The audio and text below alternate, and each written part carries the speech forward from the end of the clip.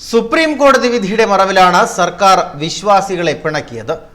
ശബരിമലയിൽ സ്ത്രീ നിരോധനമില്ല, നിയന്ത്രണമേയുള്ളൂ എന്ന സത്യം മറച്ചുവച്ചതിനെ തുടർന്നാണ് കോടതി വിധി.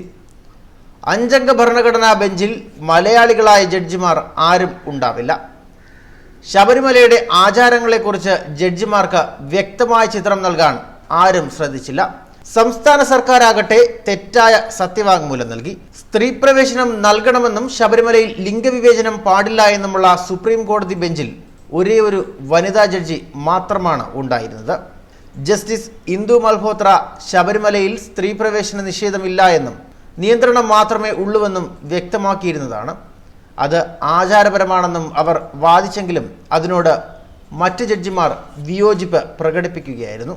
എന്തായാലും കോടതിയിൽ വിശ്വാസമില്ലാത്തവരുടെയും ക്ഷേത്രങ്ങൾ ഇല്ലാതാക്കണമെന്നും ആഗ്രഹിക്കുന്നവരുടെയും അഴിഞ്ഞാട്ടത്തിന് 2 മാസമായി കേരളീയർ സാക്ഷിയാവുകയായിരുന്നു. ശബരിമലയിൽ സ്ത്രീകളെ പ്രവേശിപ്പിക്കുന്നില്ല എന്ന തെറ്റിദ്ധാരണ പരത്തി വിശ്വാസികളെ ഇളക്കി സർക്കാർ രാഷ്ട്രീയം കൂടി കളിച്ചപ്പോൾ സർവം കൈവിട്ടുപോയി. ആചാരങ്ങളും അനുഷ്ഠാനങ്ങളും ഇല്ലാതാകുമ്പോൾ വിശ്വാസികൾ പ്രതികരിക്കുന്നത് സ്വാഭാവികമാണ്. ഹൈന്ദവരുടേത് മാത്രമല്ല, എല്ലാ മതവിശ്വാസങ്ങളുടെയും ലംഘനമാണ് സർക്കാർ ലക്ഷ്യമിടുന്നത് എന്ന പ്രചാരണം ശക്തമായി. ചൈനയിൽ ഇത്തവണ ക്രിസ്മസിന് നിയന്ത്രണം ഏർപ്പെടുത്തിയിരുന്നു. കമ്മ്യൂണിസ്റ്റ് സർക്കാരിൽ വിശ്വാസം അർപ്പിക്കുന്നതായി പ്രതിജ്ഞയെടുക്കാത്ത ഒരു ആഘോഷവും നടത്താൻ പാടില്ല എന്നായിരുന്നു സർക്കാർ ഉത്തരവ്. റഷ്യയിൽ ക്രൈസ്തവ പള്ളികൾ പലതും ബ്യൂട്ടി പാർലറുകളോ കൺവെൻഷൻ സെന്ററുകളോ ആയി മാറിയിട്ട് കാലങ്ങളായി. അവിടെ ഭക്തർക്ക് സ്ഥാനമില്ല. സർക്കാരിന്റെ ശക്തിക്ക് മുന്നിൽ പഞ്ചപുച്ഛമടക്കി നിൽക്കുകയേ നിർവാഹമുള്ളൂ. മതത്തിന്റെ നിയന്ത്രണങ്ങളിൽ നിന്ന് ജനങ്ങളെ മാറ്റി നിർത്തുക എന്നും കമ്മ്യൂണിസ്റ്റ് കാഴ്ചപ്പാടായിരുന്നു. ശബരിമല വിഷയത്തിൽ 36,000 പേർക്കെതിരെ കേസെടുത്തിരുന്നു. പാർലമെന്റ് തിരഞ്ഞെടുപ്പിൽ അവരെ അകറ്റി നിർത്താൻ കേസുകൾ ആയുധമാക്കും.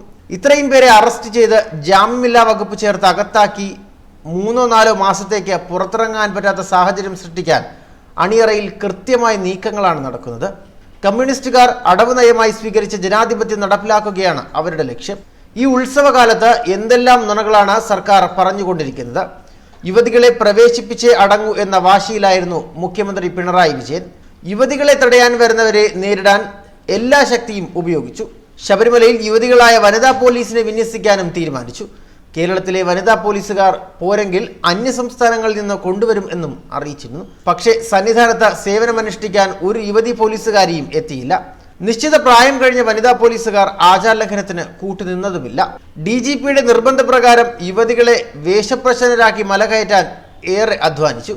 ഹെൽമറ്റും കവചവുമൊക്കെ നൽകി സായുധ സേനയുടെ സംരക്ഷണത്തിൽ മല കയറ്റാൻ നോക്കി. ജനങ്ങൾ നെഞ്ചു നിവർത്തി ശരണം വിളിച്ചപ്പോൾ AGക്ക് രണ്ടാമതൊന്ന് ആലോചിക്കേണ്ടി വന്നു. യുവതികളെ തിരിച്ചിറക്കി തടി തപ്പേണ്ടി വന്നു. പിറ്റേ ദിവസം രാവിലെ ശ്രീകോവിലിന് മുന്നിൽ കൈകൂപ്പി കണ്ണീരൊലിപ്പിച്ച് ഭക്തജനങ്ങൾ നെഞ്ചു നിവർത്തി ശരണം വിളിച്ചപ്പോൾ IGക്ക് രണ്ടാമതൊന്ന് ആലോചിക്കേണ്ടി വന്നു. യുവതികളെ തിരിച്ചിറക്കി തടി തപ്പേണ്ടി വന്നു. പിറ്റേ ദിവസം രാവിലെ ശ്രീകോവിലിന് മുന്നിൽ കൈകൾ കൂപ്പി കണ്ണീരൊലിപ്പിച്ച് സർവ്വാപരാധങ്ങളും പൊറുക്കണമെന്ന് കേഴുന്ന IGയാണ് ലോകമെങ്ങും കണ്ടത്.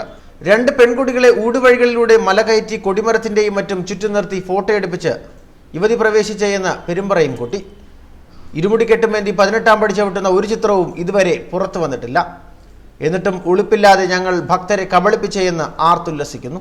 മാത്രമല്ല, സുപ്രീം കോടതിയിൽ സത്യവാങ്മൂലവും നൽകി. ഇത്തവണ 100 യുവതികളെങ്കിലും മലചവിട്ടിയെന്നാണ് ദേവസ്വം മന്ത്രി കടകംപള്ളി സുരേന്ദ്രൻ പറഞ്ഞത്. ഇതിന്റെ മാറ്റൊലി അടങ്ങും മുൻപേ സുപ്രീം കോടതിയിൽ സർക്കാർ പറഞ്ഞത് 51 സ്ത്രീകൾ മലചവിട്ടിയെന്നാണ്.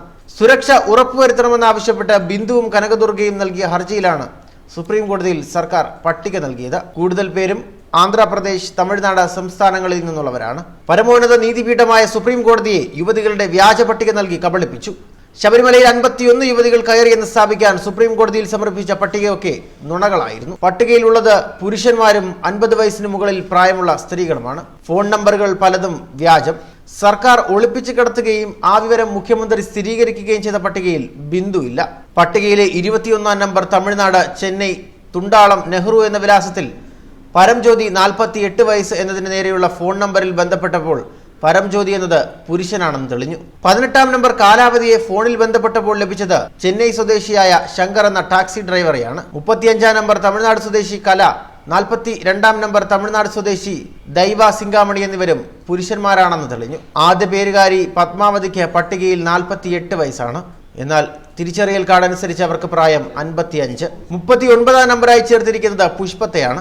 പട്ടികയിൽ ഇവർക്ക് 46 വയസ്സ്. പട്ടികയിലെ നമ്പറിൽ വിളിച്ചപ്പോൾ ഫോൺ എടുത്തത് 48 വയസ്സുള്ള മകൻ. പുഷ്പത്തിന് 63 വയസ്സുണ്ടെന്നും ഇതിനു മുൻപും ശബരിമലയിൽ ദർശനം നടത്തിയിട്ടുണ്ടെന്നും പറഞ്ഞു. 23-ാം നമ്പർ ചെന്നൈ സ്വദേശി ഷീലയ്ക്ക് സർക്കാരിന്റെ കണക്കിൽ 48 പ്രായം. എന്നാൽ ഷീലയ്ക്ക് 52 വയസ്സുണ്ടെന്നും വോട്ടേഴ്സ് കാർഡ് പമ്പയിൽ കാണിച്ചെന്നും പറയുന്നു. 31-ാം നമ്പർ സരോജിന്റെ ഫോണിൽ വിളിച്ചപ്പോൾ കിട്ടിയത് 61 വയസ്സാണെന്നാണ്. പട്ടികയിൽ ഇവർക്ക് 48 വയസ്സാണ് രേഖപ്പെടുത്തിയിരിക്കുന്നത്. 12-ാം നമ്പറിൽ 48 വയസ്സെന്ന് രേഖപ്പെടുത്തിയ തമിഴ്നാട് സ്വദേശി ശാന്തയ്ക്ക് 50 വയസ്സുണ്ടെന്ന് ഭർത്താവ് തന്നെ വ്യക്തമാക്കി. സർക്കാർ നൽകിയ പട്ടികയിലുള്ളവർ അധികവും 50 വയസ്സിന് മുകളിലുള്ളവരാണ്. ചിലരുടെ ഫോൺ എടുക്കുന്നത് യാതൊരു ബന്ധവുമില്ലാത്തവരും, മറ്റു ചിലരുടെ നമ്പർ നിലവിലേയില്ല. പേരും ആധാർ കാർഡും അടക്കമുള്ള വിശദമായ വിവരങ്ങൾ അടങ്ങിയ പട്ടികയാണ് കോടതിയിൽ നൽകിയിരിക്കുന്നത്.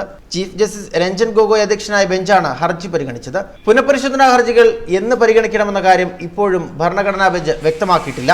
ഓൺലൈൻ വഴി നൽകിയ അപേക്ഷയിൽ നിന്ന് എടുത്തതാണ് പേരും ആധാർ നമ്പരും എന്ന് വ്യക്തം. ദർശനം നടത്തിയ ബിന്ദുവിനും കനകദുർഗയ്ക്കും പോലീസ് സുരക്ഷ ഉറപ്പാക്കണമെന്ന് സുപ്രീം കോടതി സംസ്ഥാന സർക്കാരിനോട് നിർദ്ദേശിച്ചപ്പോൾ മതിയായ സുരക്ഷ ഇപ്പോൾ തന്നെ നൽകുന്നുണ്ടെന്നാണ് സർക്കാർ കോടതിയെ അറിയിച്ചത്.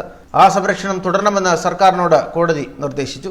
ജീവന് ഭീഷണിയുണ്ടെന്ന് കാട്ടിയാണ് ബിന്ദുവും കനകദുർഗയും സുപ്രീം കോടതിയെ സമീപിച്ചത്. പ്രസിദ്ധ അഭിഭാഷകയായ ഇന്ദിരാ ജയ്സിംഗാണ് ബിന്ദുവിനും കനകദുർഗയ്ക്കും വേണ്ടി ഹാജരായത്. പൗരന്മാരുടെ ജീവനും സ്വത്തും സുരക്ഷിതമാണെന്ന് ഉറപ്പാക്കേണ്ടത് സംസ്ഥാന സർക്കാരാണെന്ന് നിരീക്ഷിച്ച കോടതി അത് ഉറപ്പാക്കണമെന്ന് സംസ്ഥാന സർക്കാരിനോട് നിർദ്ദേശവും നൽകി. ശബരിമല യുവതീ പ്രവേശനത്തിനെതിരായ പുനഃപരിശോധനാ ഹർജികൾ പരിഗണിക്കുന്നതിന് മുൻപ് ഇതുമായി ബന്ധപ്പെട്ട സുപ്രീം കോടതി പരിഗണിച്ച ആദ്യ ഹർജിയാണിത്. സർക്കാർ നൽകിയത് കലർപ്പില്ലാത്ത നുണയാണെന്ന് വിശദമായി പരിശോധിച്ചാൽ സുപ്രീം കോടതിക്ക് ബോധ്യമാകും. ഒരു യുവതിയും 18-ാം പടി ചവിട്ടി സന്നിധാനത്ത് എത്തിയിട്ടില്ല. അത് ഭക്തജനകോടികളുടെ തല ഉയർത്തുകയാണ്. തല താഴ്ന്നിരിക്കുന്നത് ഇടത് സർക്കാരിന്റെയും. ന്യൂസ് ഡെസ്ക് മലയാളി വാർത്ത.